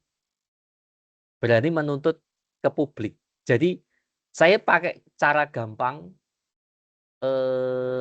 untuk menyederhanakan apa yang disebut aktif citizen. Aktif citizen itu adalah warga negara yang berani menuntut haknya ke pejabat publik. Gitu. Misalkan, kamu yakin betul nilai kuliahmu itu bagus, tapi kamu dapat nilai C, protes. Itu aktif citizen itu, protes. Makanya saya itu selalu menerima protes mahasiswa. Paling seneng saya. Itu kayak adu kesaktian itu antara saya apa mahasiswa saya yang sakti. Apa saya yang keliru atau mahasiswa saya yang apa over confident. Nah, maksudnya itu lakukan itu active citizen. Berani ke dekanat, berani ke bupati, berani ke gubernur, berani ke DPR, berani menuntut ini. Kalau bahasa paling gampang ya, kamu pernah demo sekali ya, kamu menunjukkan kamu adalah active citizen. Active citizen itu ya berani untuk menuntut haknya, karena kita menjadi bagian dari proses partisipasi politik. Partisipasi politik yang paling signifikan, tinggi itu ya begitu itu, menuntut haknya di depan mata pejabat publik. Itu mungkin yang bisa, karena nggak ada cara instan semua. Kalau pakai ilmu ekonomi misalkan, kapan Indonesia ini bagus ya kalau orang Indonesia educated semua, tingkat pendidikan Indonesia bagus semua, sehingga orang kemudian pekerjaannya semakin bagus, tingkat literasinya semakin bagus, penjahat-penjahat tidak dipilih dan lain sebagainya.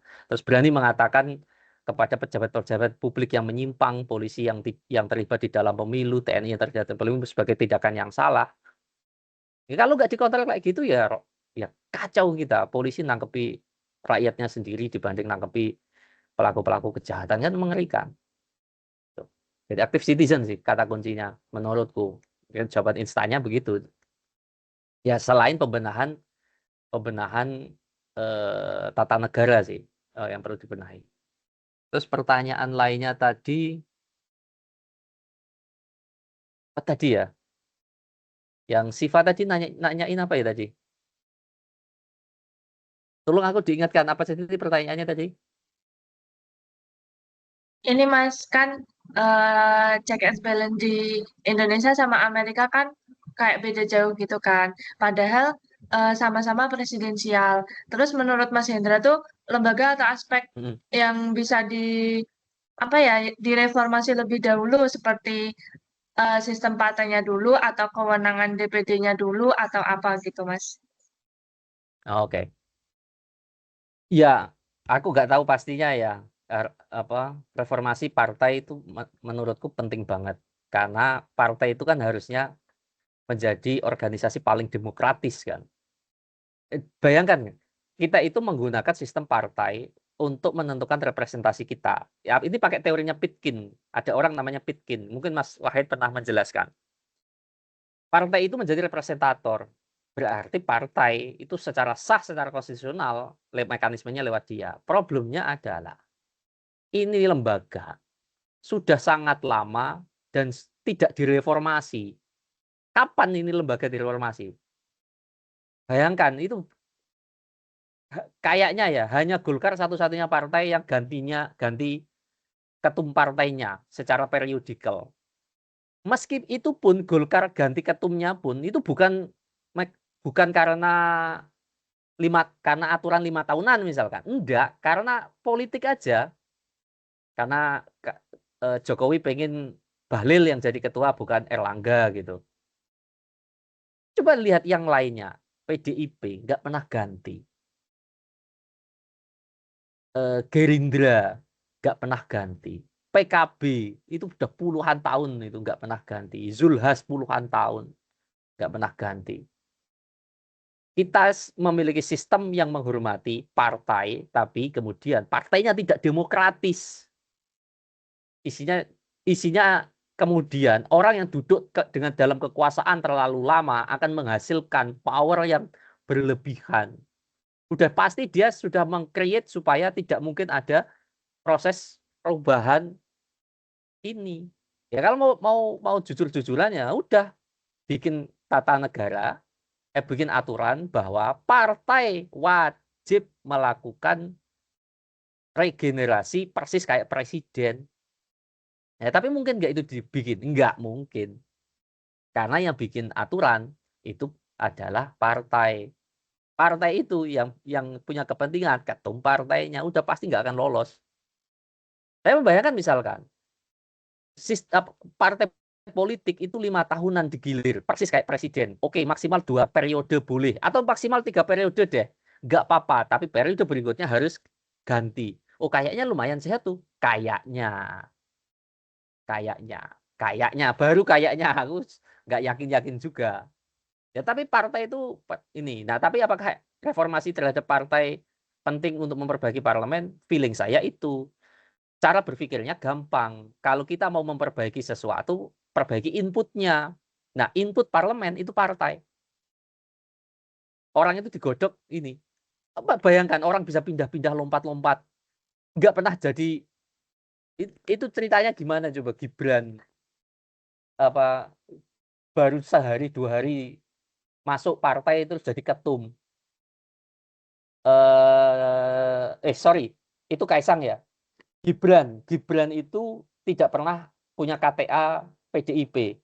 Terus tiba-tiba dalam waktu seminggu punya KTA. Terus jadi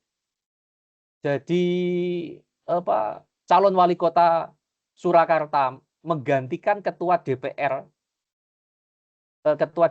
Surakarta yang harusnya maju. Dia yang sudah berpuluh-puluh tahun jadi kader partai. Ini kan sangat tidak demokratis. Sangat tidak demokratis. Nah, kita itu sedang menjelaskan tata negara ya. Jadi jangan kayak pembicaraan sosial media selalu obrolannya dibawa ke personal. Enggak. Itu banyak itu anaknya Puan, anaknya Zulhas, itu bypassing semua itu pasti. Nah, kayak gitu. Ini partai yang tidak pernah direformasi. Terus satu terakhir lagi, apa ya? Via, tadi apa ya? Aku malah lupa. Tadi Mas terkait mahasiswa yang seharusnya Oke. jadi ya itu. Oke. Sebenarnya bukan soal bagi-bagi ya. Gini loh. Bagi-bagi sama pemenang harus Anda bedakan. Harus Anda bedakan. Dalam sistem parlementer, misalkan, dalam sistem parlementer, semua pemenang itu mengambil semua. Partai buruh ketika dia menang 412 kursi parlemen, maka seluruh kabinet yang jadi perdana menteri, ketua partai buruh, seluruh kabinet berasal dari partai buruh, dari profesional-profesional partai buruh. Nggak ada satupun dari partai lain. Dan itu sah, sangat sah.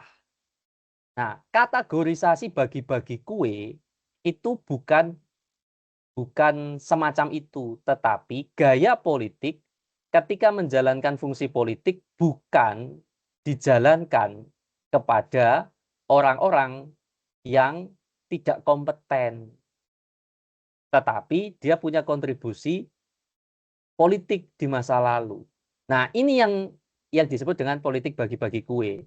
Ketika Anda ngomentari BEM, ya parameternya harus jelas. Jangan pernah mempersoalkan soal bagi-baginya. Kalau misalkan ada pencalonan presiden BEM, calon itu diusung dari teman-teman ekstra, misalkan koalisi HMI sama GMNI. Yang dijadikan concern, jangan karena ini dari HMI sama GMNI sehingga menteri-menterinya dari situ. Jangan begitu. Itu kan sama dengan logika pemenang ya layak berkuasa, dia menang. Salahnya dia menang gitu. Tetapi yang jadi problem adalah kalau orang-orang yang ditunjuk itu orang-orang yang nggak jelas, orang-orang yang nggak mutu, orang-orang yang orang kayak gini kok dijadikan menteri apa misalkan di BEM itu, saya nggak tahu. Menteri agitasi dan propaganda. Demo aja ngomong di depan publik lucu, culun gitu. Misalkan begitu. Karena kualitas gitu. Kalau Anda lihat menteri-menteri di Australia, di Jerman, Masya Allah, itu orang-orangnya sangat pintar-pintar sekali. Orang-orangnya sangat canggih-canggih sekali. Punya menteri lucu-lucu itu ya hanya kehidupan kita sehari-hari di negara developing countries. Dan sama teman-teman, kalau Anda datang ke negara-negara yang lucu-lucu kayak Bangladesh atau negara-negara di Afrika, ya ketemu tuh menteri-menteri lucu-lucu itu. Karena karakter politiknya tadi, dijadikan menteri bukan karena dia punya keahlian, punya interest, mampu menjaga negara karena kamu tuh jago hutan gitu. Tapi enggak begitu konteksnya itu. Coba deh cek menteri di Australia. Menteri di Amerika, menteri di Inggris, background-nya dicek, krek gitu. Dia pasti jadi menteri karena memang jagoan di sana. Memang jadi jagoan di sana. Nah, jadi sama persis ketika kita mengomentari teman-teman BEM, misalkan dari koalisi eksternal menang. Kalau di UGM kan sistemnya partai ya. Misalkan dulu saya di partai Bulfat gitu, menang, ya sudah menteri-menterinya dari partai Bulfat, wajar. Yang dianggap bagi-bagi kue dan tidak wajar adalah ketika orang-orang inkompeten kemudian dipasrahi kue yang tidak sangat layak untuk dirinya. Dan itu yang harus jadi sasaran kritik. Kalau pemenang mengambil ketua, itu seluruh sistem politik di negeri ini, di dunia kayaknya begitu. Seluruh sistem politik di dunia ini pemenang akan pegang kekuasaan karena logika legitimasi itu. Saya menjelaskan panjang itu di teorinya kontrak sosial di pengantar politik. Saya jelaskan kenapa logikanya pemenang harus mengambil semua. Dan itu wajar. Yang tidak wajar adalah membagi-bagi kue ke tingkat karena kepentingan urusannya itu bukan kok urusan menjaga negara, tapi ada orang-orang yang harus digemukkan. Kabinet kita itu loh dibesarkan bukan dalam rangka karena memang Indonesia butuh gitu. Tapi ya karena ada orang yang harus dikasih ini, makanya jadinya banyak yang lucu-lucu. Kira-kira itu. Saya nggak tahu apakah itu bisa menjawab atau memuaskan rasa keingintahuan teman-teman, tapi setidaknya penalaran saya menjangkaunya hanya pada wilayah itu yang bisa saya sampaikan. Ada feedback terakhir dari teman-teman? Mas, yang tadi pertanyaan yang kedua tentang kalau misalnya reformasi birokrasi, gimana biar nggak mengkagetkan masyarakat ataupun pemangku kebijakannya sendiri? Maksudnya mengagetkan dia. Maksudnya misal kita akan reformasi besar-besaran, semua pelayanan publik pakai digital, masyarakat-masyarakat yang masih tertinggal ntar sama-sama aja ketinggalan dengan masyarakat-masyarakat yang maju gitu Mas. Jadi sebenarnya banyak sekali yang ngomongin Indonesia perlu direformasi, birokrasinya reformasi gitu, tapi belum prihatin di soal kalau reformasi entah bagaimana implikasinya gitu Mas. Oke, ya di dalam teori semua teori reform itu kenapa sih ada reform? Itu kan sebagai solusi untuk menggantikan revolt.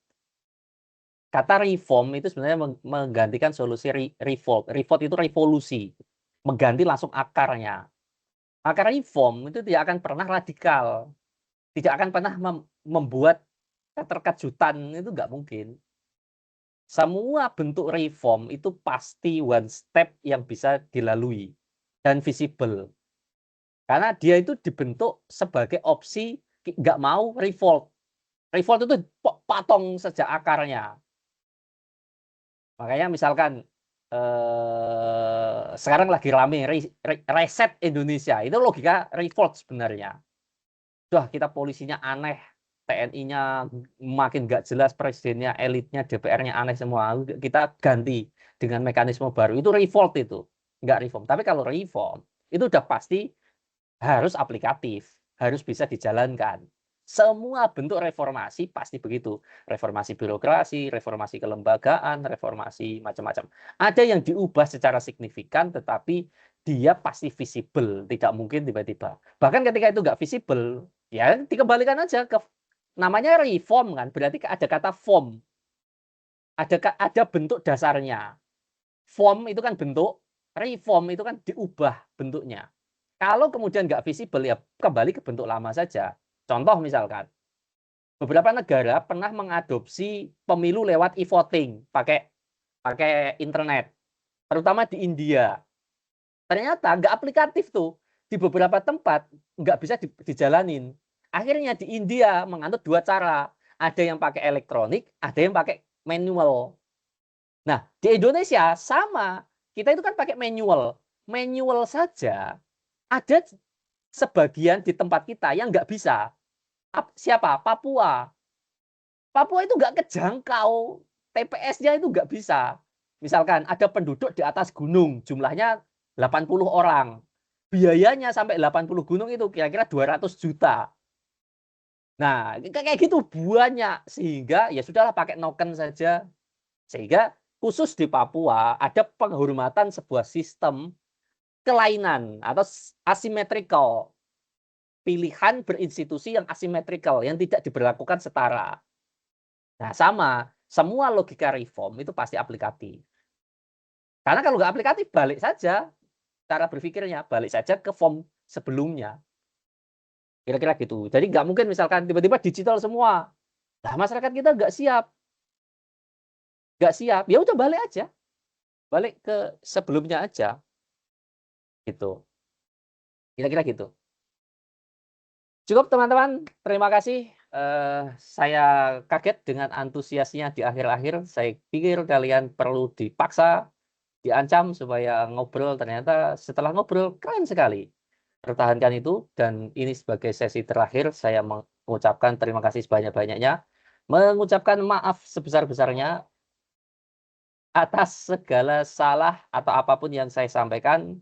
Kalian semua keren, dan saya harap Anda juga menyukai hal-hal yang berbasis belajar, karena Republik ini hanya bisa benar kalau diisi oleh orang-orang yang pintar dan tepat. Kira-kira begitu. Terima kasih. Saya akhiri. Assalamualaikum warahmatullahi wabarakatuh. Waalaikumsalam warahmatullahi Waalaikumsalam. wabarakatuh. Terima kasih banyak, Mas. Terima kasih, Mas. Makasih banyak, Terima kasih, Mas Mas. Hendra. Terima kasih, Mas. Saya.